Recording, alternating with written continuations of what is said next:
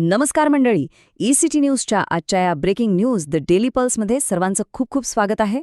आजच्या सर्व ताज्या आणि धडक बातम्या आपण अगदी सोप्या भाषेत आणि तटस्थपणे समजून घेणार आहोत.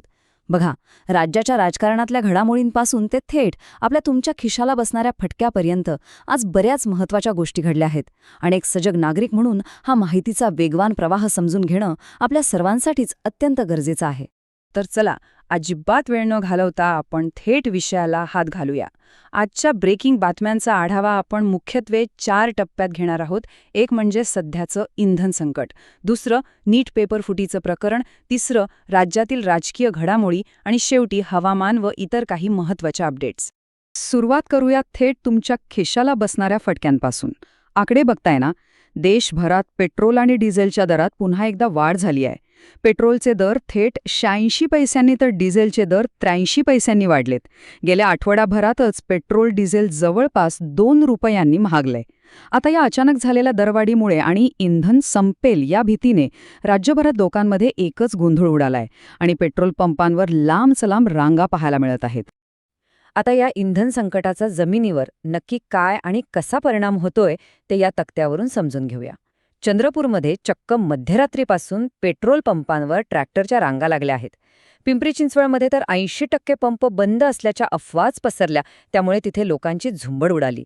तिकडे वाशिममध्ये शेतीची कामे सोडून शेतकरी रात्री उशिरापर्यंत डिझेलसाठी ताटकळत उभे आहेत. छत्रपती संभाजीनगर आणि नाशिकच्या इगतपुरी परिसरात ही इंधनाचा मोठा तुटवडा आणि वाहनांची भयंकर गर्दी पाहायला मिळतेय. प्रशासनाने स्पष्ट केलंय की त्यांच्याकडे पुरेसा इंधन साठा उपलब्ध आहे, त्यामुळे आपण घाबरून न जाता पॅनिक बाईंग टाळलं पाहिजे. पण हे सगळं अचानक का होतंय? तर याचं कनेक्शन थेट आंतरराष्ट्रीय राजकारणाशी आहे. अमेरिकेचे अध्यक्ष डोनाल्ड ट्रम्प यांनी नुकतीच एक मोठी घोषणा केली आहे. कतार, सौदी अरेबिया आणि UAEच्या विनंतीवरून अमेरिकेने इराणवरील नियोजित लष्करी कारवाई सध्या तरी तात्पुरती स्थगित केली आहे. आणि आपल्याला माहीतच आहे, अशा आंतरराष्ट्रीय भूराजकीय निर्णयांचा थेट परिणाम जागतिक कच्च्या तेलाच्या किमतींवर आणि पर्यायाने आपल्या इंधनाच्या पुरवठ्यावर होत असतो. आता वळूया आजच्या दुसऱ्या सर्वात मोठ्या आणि खळबळजनक ब्रेकिंग न्यूजकडे, नीट पेपर फुटीचा महाघोटाळा.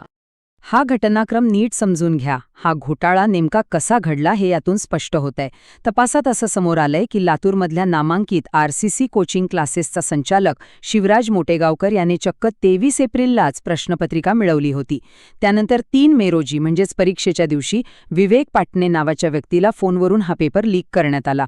या प्रकरणी CBIने आता मोटेगावकरला अटक केली असून त्याला 9 दिवसांची कोठडी सुनावण्यात आली आहे.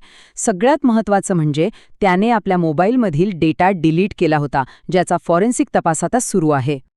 साहजिकच, लाखो विद्यार्थ्यांच्या भविष्याशी खेळणाऱ्या या घोटाळ्यामुळे राज्यभरात संतापाची मोठी लाट उसळली आहे. नांदेडमध्ये छावा संघटना, छत्रपती संभाजीनगरमध्ये MIM, तर लातूरमध्ये शिवसेना आणि अभाविपने रस्त्यावर उतरून तीव्र निदर्शने केली आहेत.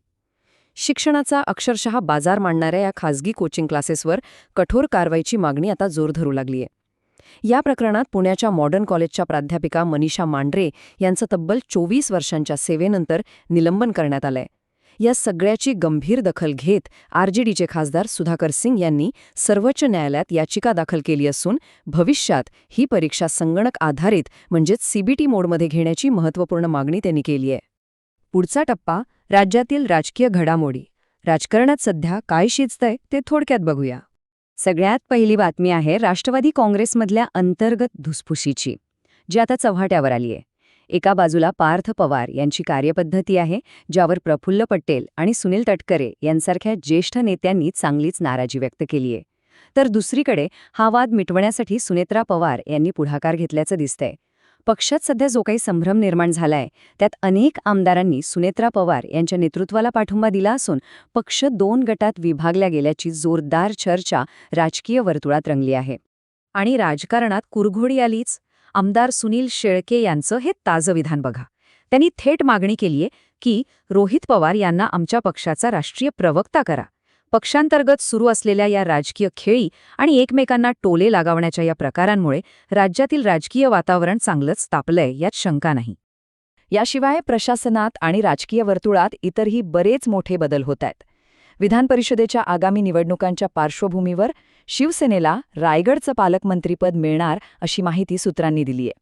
त्याचबरोबर उपमुख्यमंत्री एकनाथ शिंदे यांच्या आदेशानुसार आमदार बच्चू कडू यांच्यावर शिवसेना पक्षाच्या विदर्भ विभागीय नेतेपदाची मोठी जबाबदारी सोपवण्यात आलीय. तिकडे धनंजय मुंडे यांनी मुख्यमंत्री फडणवीस यांची भेट घेऊन परळीच्या वैद्यनाथ तीर्थक्षेत्रासाठी 54 कोटी रुपयांच्या सुधारित आराखड्याला मान्यता मिळवलीय. आणि अर्थातच कांदा प्रश्नावरून नितीश राणे आणि रोहित पवार यांच्यात हिंदुत्वादी सरकार या मुद्द्यावरून शाब्दिक चकमक उडालेली आपण पाहिलीच. चला आता बघूया हवामान आणि काही महत्त्वाच्या नागरी घडामोडी ज्यांचा थेट आपल्या दैनंदिन जीवनाशी संबंध आहे. पहिली आणि सर्वसामान्यांना दिलासा देणारी बातमी म्हणजे 31 मेपर्यंत एसटीच्या तिकीट दरात कोणतीही वाढ होणार नाहीये. हवामानाबद्दल बोलायचं झालं तर राज्यात तापमानात थोडी घट होण्याची शक्यता असली तरी विदर्भात मात्र पुढील आठवडाभर उष्णतेची लाट कायम राहणार आहे. एक अतिशय महत्त्वाची ब्रेकिंग म्हणजे बेकायदा ऑनलाईन औषध विक्रीला विरोध करण्यासाठी देशभरातील तब्बल 12 लाख केमिस्ट उद्या संपावर जाणार आहेत. यासोबतच राज्याने गडकिल्ले आणि ऐतिहासिक स्थळांच्या विकासासाठी 993 कोटी रुपयांच्या घसघशीत निधीला मान्यता दिली आहे. तसेच मुंबईत बेस्टच्या 27 विश्रामगृहांचा कायापालट करण्यासाठी 10 कोटी रुपयांचा प्रस्तावही सादर करण्यात आलाय. पण एक अत्यंत चिंतेची आणि विचार करायला लावणारी बातमी म्हणजे पर्यावरणाचा हा मुद्दा. चक्क गोदावरी नदीत रक्तमिश्रित पाणी सोडलं जात असल्याचा अतिशय गंभीर प्रकार समोर आला आहे. आणि त्याहून धक्कादायक गोष्ट म्हणजे नाशिक आणि मालेगावच्या अधिकाऱ्यांनी यासंदर्भात जी अधिकृत बैठक आयोजित केली होती तिथून प्रसारमाध्यमांना बाहेर काढण्यात आलं. मीडियाला प्रवेश नाकारल्यामुळे प्रशासनाच्या पारदर्शकतेवरच आता एक मोठं प्रश्नचिन्ह निर्माण झालंय. आणि अर्थव्यवस्थेची ही मोठी ब्रेकिंग बातमी बघा. 96.35 डॉलरच्या तुलनेत भारतीय रुपयाची ही ऐतिहासिक घसरण आहे. रुपयाचं मूल्य 96.35 वर पोहोचलं असून या ऐतिहासिक घसरणीमुळे आगामी काळात महागाई आणखी वाढण्याचा मोठा धोका निर्माण झालाय, ज्याचा थेट फटका आपल्यासारख्या सर्वसामान्य नागरिकांना बसू शकतो. शेवटी जाता जाता या काही राष्ट्रीय आणि संमिश्र घडामोडींवर एक नजर टाकूया. उत्तराखंडमध्ये उज्जैनी एक्सप्रेस रुळावरून घसरली, पण सुदैवाने यात कोणतीही जीवितहानी झालेली नाही. दुसरीकडे माहिती अधिकाराबाबत एक मोठा निकाल आलाय. BCCI ही सार्वजनिक संस्था नसल्याने ती माहिती अधिकारांतर्गत उत्तरे देण्यास बांधील नाही, असं स्पष्ट करण्यात आलंय. मुंबई विमानतळावर कस्टम विभागाने धडक कारवाई करत दुबईवरून तस्करी केलेलं तब्बल 3.15 कोटींचं सोनं जप्त केलंय. आंतरराष्ट्रीय पातळीवर पंतप्रधान नरेंद्र मोदी यांना नॉर्वेचा सर्वोच्च नागरी सन्मान जाहीर झालाय. हा त्यांचा 32वा जागतिक सन्मान आहे. आणि मनोरंजनाच्या जगात राजा शिवाजी या भन्नाट मराठी चित्रपटाने जगभरात 114 कोटींची कमाई करत सैराटचा विक्रम मोडीत काढलाय आणि हा सर्वाधिक कमाई करणारा मराठी चित्रपट ठरलाय. तर मंडळी, आज आपण बऱ्याच महत्त्वाच्या ब्रेकिंग बातम्यांचा आढावा घेतला. पण हे सगळं बघितल्यावर एक अत्यंत कळीचा प्रश्न उभा राहतो. एका बाजूला शेतीची कामे सोडून इंधनासाठी रांगेत उभा असलेला आपला शेतकरी, दुसऱ्या बाजूला नीट पेपरफुटीमुळे अंधारात सापडलेलं हजारो तरुणांचं भविष्य आणि तिसऱ्या बाजूला राजकीय पक्षांची सुरू असलेली अंतर्गत उलथापालत. हे सर्व तिहेरी संकट राज्याच्या आगामी निवडणुकांवर नेमका कोणता आणि कसा परिणाम करेल, विचार नक्की करा. ECT न्यूजच्या आजच्या या ताज्या विश्लेषणामध्ये एवढंच. अशाच सखोल आणि वस्तुनिष्ठ बातम्यांसाठी पुन्हा भेटूया. धन्यवाद.